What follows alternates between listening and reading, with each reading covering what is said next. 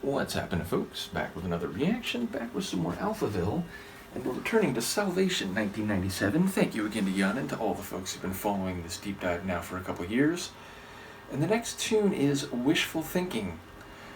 So it's a phrase often said as a, if not criticism, certainly a pointed assessment of another person's conviction, hypothesis, or expectation. The idea that waiting for a certain outcome or expecting a particular series of events is not realistic, that it is fanciful, that it is overly hopeful, and thus it is wishful thinking, not rational or empirical thinking. And of course, it could be self-applied, but it's usually something said by one person to another after that other person has indicated what they would like to see or what they are hoping to see, and the listener saying, I don't think so. So yeah, it's not a full expression, it is just literally a two-word phrase, so there's no additional context, but let's see what I can pick up on a first listen. This is Alphaville, the tune is Wishful Thinking, and it's from their 1997 album Salvation. Sometimes I wish that you were dead. I was right to let you go away. I tried to kill the pain inside, but you were always on my mind. No matter where I go or stray.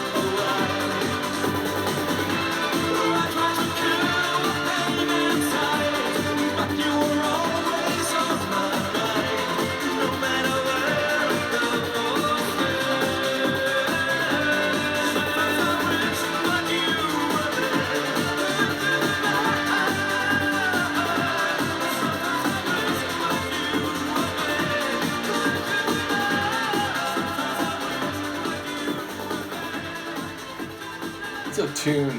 Now, I think I'm especially inclined to favor a track like this because I listen to trance and techno, and this is very much a like vocal trance track. It even sounds like if you took a, let's say an 80s Alphaville track, but gave it like a mid-90s trance remix. It sounds like a 12-inch mix of an Alphaville song, but I love that it's like on their proper album.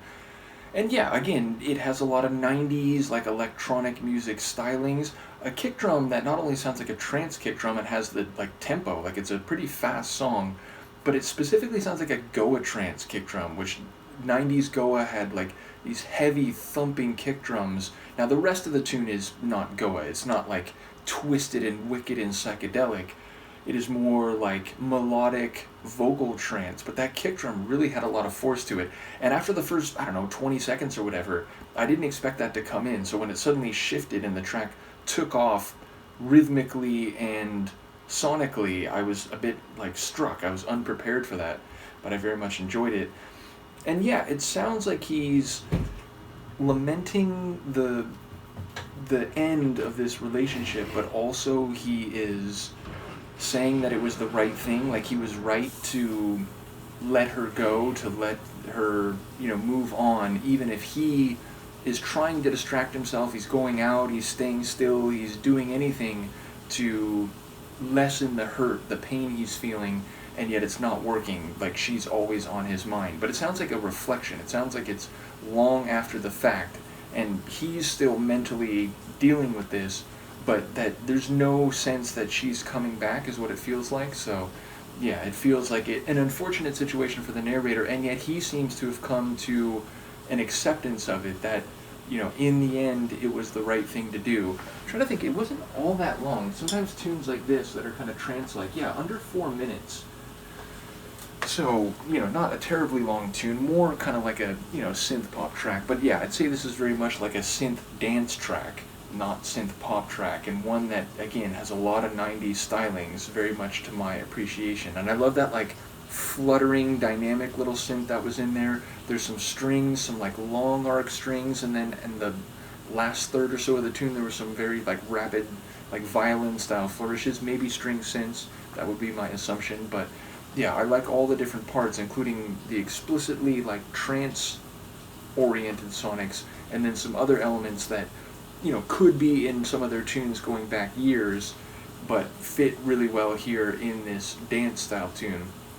And again, Marian sounding great, his vocals always sound great, but here it sounds like, if you're taking his vocals from a tune like Sounds Like a Melody, or, Big in Japan, they have that big charismatic feel, but then putting them into a trance track, which again is kind of why it felt like taking an earlier Alphaville tune and doing like a 12-inch like trance mix, except again it's on the proper album, which I love. So yeah, a really cool one, and I enjoyed the sentiment of the narrator, at least as I took it, which is like, I'm sad about this, I'm upset about this, but in the end maybe it's for the best, and it's just wishful thinking. It's funny because I talk about how at the beginning how that phrase is, like, as I've heard it, typically more addressed at someone else saying something that the listener thinks is naive or overly hopeful. But here it's like he wishes that she was back here with him, but it's just wishful thinking. It's not logical, it's not current, it's not actual, it's just kind of a wish. And ultimately he's saying,